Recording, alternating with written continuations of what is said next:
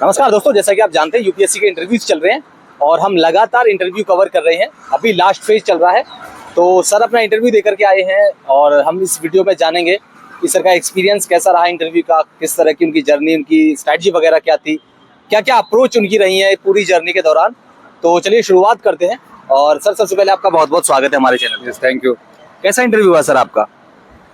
Interview was very cordial, like जैसा मैं सोचा था उस टाइप का नहीं हुआ था। बहुत अंदर फॉर्मल माहौल था और काफ़ी कॉर्डियल भी थे। They asked me question only that I expected, so अच्छा हुआ मेरे हिसाब से। ओके सर, थोड़ा सा अपने बारे में बताइए, आपका नाम, एजुकेशनल बैकग्राउंड वगैरह, कहाँ से आए हैं, ये सब चीज़ें।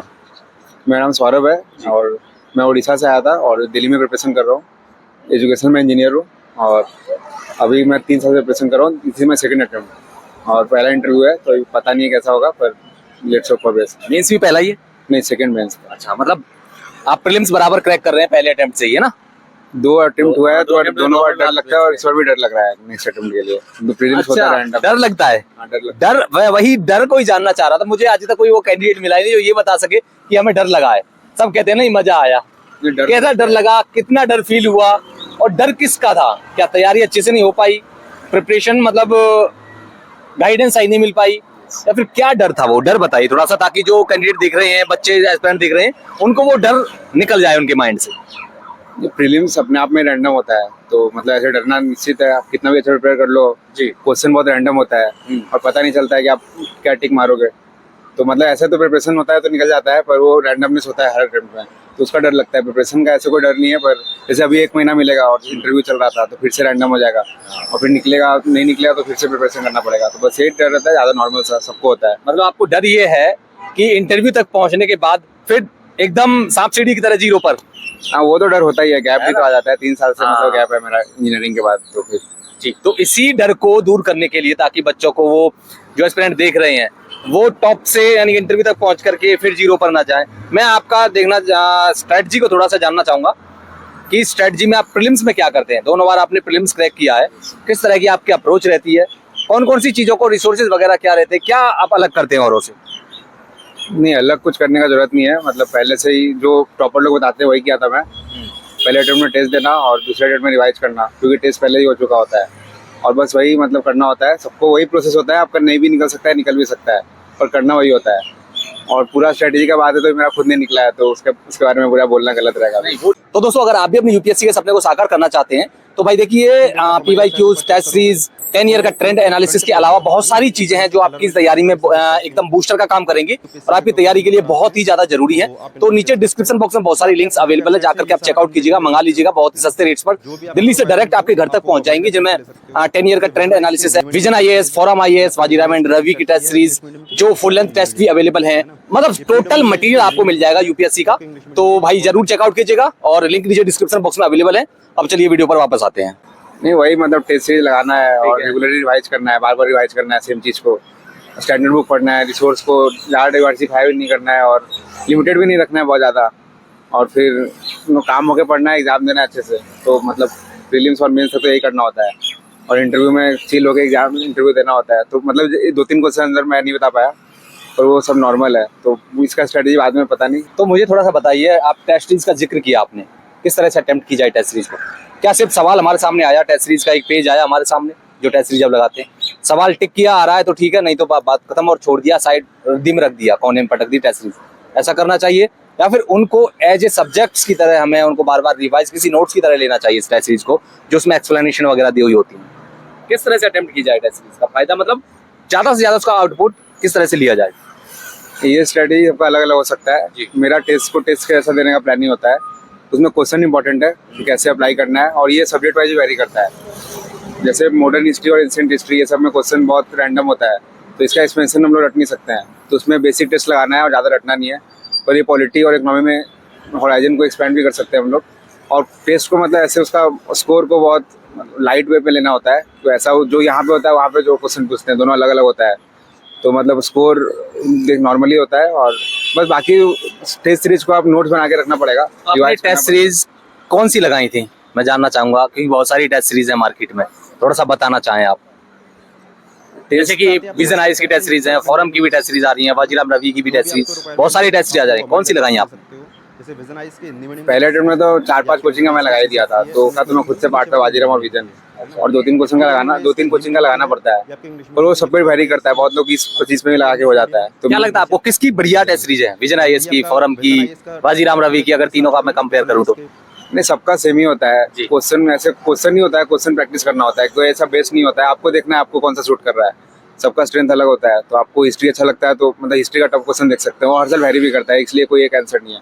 पर ट्रस्टेड कोचिंग इंस्टीट्यूट है जैसे बाजीराम, फोरम, विजन, ये सबका अच्छा ही रहता है, तो आप ट्राई कर सकते हैं। अच्छा, तो मुझे एक बात बताइए, क्योंकि बहुत सारे बच्चे कंफ्यूज होते हैं, उनको लगता है कि हम दिल्ली में तो है ही नहीं, तो सेंटर जाकर के कैसे लगाएं? क्या मंगा करके ऑफलाइन घर पे बैठ करके लगाई जा सकती हैं? कोई दिक्कत तो नहीं है? वैसा ही माहौल होना अगर रूम में बैठ करके, उस तरह से लगाई जा सकती है टेस्ट सीरीज?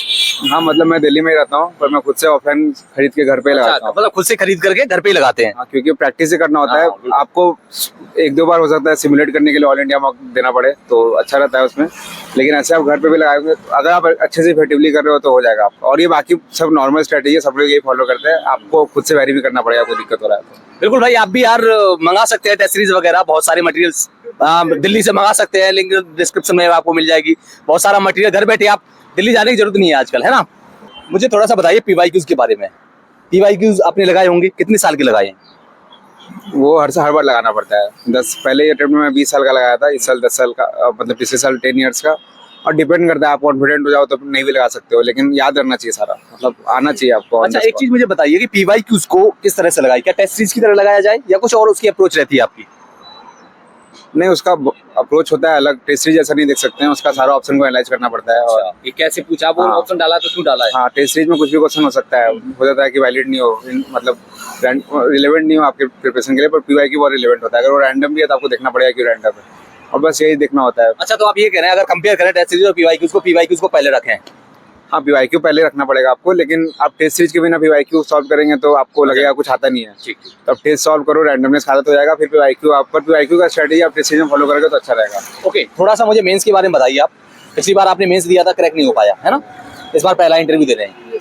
कहाँ कमी रही थी पिछली बार मेंस में? कितने नंबर आए पिछली बार, पहले तो ये बता दीजिए मुझे थोड़ा सा। मैं 705 था। अच्छा। 35 मार्क्स बिहाइंड कट ऑफ, और कमी मेरे में था, मतलब मेरा प्रिपरेशन इनकम्प्लीट था, ऐसा रैंडम कुछ नहीं था। मतलब जीएस भी अच्छे से रेडी नहीं था, मैथ्स भी रेडी नहीं था, तो मुझे लग रहा था, एक्सपेक्टेशन भी नहीं था पिछले साल।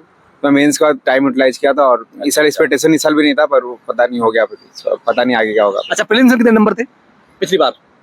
क्योंकि अब क्या तो नंबर ही नहीं आया। 81 था जीएस पेपर में। अच्छा, जीएस पेपर में 81 थे, और सीसेट में? सीसेट में 110 था। उसमें बढ़िया कर गए आप। अच्छा, तो क्या अप्रोच थी उसमें? इंजीनियरिंग बैकग्राउंड काम आया क्या? हाँ, वो जेई के प्रिपरेशन से ही हो जाता है, वो आईआईटी बैकग्राउंड है तो हो जाता है, मतलब वो पढ़ना नहीं पड़ता है, पर आप अलग अलग स्टूडेंट लोग भी हो सकते हैं, तो उनको अलग ओके, थोड़ा सा बताइए ऐसे क्या अप्रोच, एथिक्स वगैरह की अप्रोच, कौन सा रिसोर्सेज फॉलो किया, क्या अप्रोच थी आपकी, स्ट्रेटजी क्या थी? ये मैं अभी नहीं बोल सकता हूँ, क्योंकि ये अभी मेरा खुद नहीं हुआ है, और मेंस का मार्कशीट भी नहीं आया है, तो इस साल कितना मार्क्स है मुझे खुद नहीं पता, और मैं भी अभी मतलब कंफ्यूज हूँ। इस साल मेंस का भी प्रिपरेशन कर रहा हूँ मैं, तो मेरा स्ट्रेटजी को अभी फॉलो करने लायक नहीं है, जब हो जाएगा तो शायद। ओके, लास्ट में मुझे एक बात बताइए, जो अभी 2025, क्योंकि अभी आपको जब आपने इंटरव्यू लास्ट टाइम जब आपने दिया होगा, तो उस बीच पेपर से 2-3 महीने पहले क्या किया था इस बार के जो आपने क्रैक किया आपकी बार, पिछली बार का अगर उन 2024 वाले के और 2-3 महीने पहले के गैप को देखूं, तो उसी हिसाब से बताइए थोड़ा सा। अब के इस गैप में जो 2025 वाला आप जो प्रीलिम्स होने वाला, इस बीच क्या करना चाहिए, क्या करेंगे अब आप आज इंटरव्यू देने, क्योंकि अभी कोई एक्सपेक्टेशन हम कुछ नहीं कर सकते यूपीएससी में, तो अभी आप जाकर के क्या करेंगे, मतलब 2025 के प्रीलिम्स के लिए? अभी तो मतलब मेरा 3rd अटेम्प्ट है, तो मुझे बहुत कुछ आता भी है पहले से, तो रिवीजन का जरूरत है। अभी कुछ याद नहीं है, तो रिवीजन करना है। टेस्ट पे कम फोकस रहेगा इस बार, क्योंकि वो स्ट्रेटेजी पता होता है कैसे लगाना है, पर रिवीजन करना पड़ेगा। उसके बाद भी रैंडमनेस हो सकता है कि बहुत लोग इंटरव्यू देने के बाद क्लियर नहीं भी होता है, तो इसलिए मेरा यही फोकस रहेगा, रिवीजन करना है। और तो आप ये कह रहे हैं कि जो अब प्रीलिम इस बार 25 में बैठ रहे हैं, उनको रिवीजन पे फोकस करा जाए, नया चीज ना पढ़े। ये अलग अलग लोग के लिए अलग हो सकता है। मेरा 3rd अटेम्प्ट इसलिए बोल रहा हूँ, जो 1st अटेम्प्ट के लिए नया चीज पढ़ना पड़ता है। अच्छा, सिर्फ लिमिटेड रिसोर्स से नहीं होता है, आपको मतलब एक फाइनलाइज करना पड़ेगा, स्टैंडर्ड बुक से नहीं होगा। तो बस यही है। अलग अलग क्या मैसेज रहेगा आपका स्टूडेंट्स के लिए? मैसेज वही है, अभी मैं भी एस्पिरेंट ही हूँ, मतलब जो सब करते हैं टॉप सुने और एक स्ट्रेटेजी को फॉलो करें, और अपने हिसाब से थोड़ा बहुत चेंज कर सकते हैं, पर वही करना होता है। फिर बाकी ट्रस्ट करना पड़ता है यूपीएससी प्रोसेस को। फिर ठीक है भाई, सर ने बोला टॉपर टॉक सुने, जो हम आपके लिए लेकर के आते हैं ना वीडियोस, ये बहुत काम किए, इनको हल्के में मत लीजिएगा। समझ रहे हैं आप? तो ज्यादा से ज्यादा टॉपर टॉक्स देखें, बहुत ज्यादा आउटपुट मिलता है, जैसा सर कह रहे हैं आउटपुट मिलता है ना सर? हाँ मतलब शुरू में मेरे जैसा अनग्रेजुएट लोग के लिए, मतलब मेरा कोई बैकग्राउंड नहीं था जी। सिविल सर्विसेज से और ह्यूमैनिटी से, तो इसमें बैकग्राउंड मिल सकता है आपको। टॉपर टॉक सुनना चाहिए, पर ऐसे बहुत सारे नहीं सुनना चाहिए, आप फिर मिसगाइड हो जाएंगे। ओके अपने हिसाब ओके से। Sir, thank you so much, all the best. उम्मीद करेंगे आपका इस बार ये फाइनल सिलेक्शन हो, दोबारा आपको प्रीलिम्स देने की जरूरत ना पड़े। Thank you so much sir.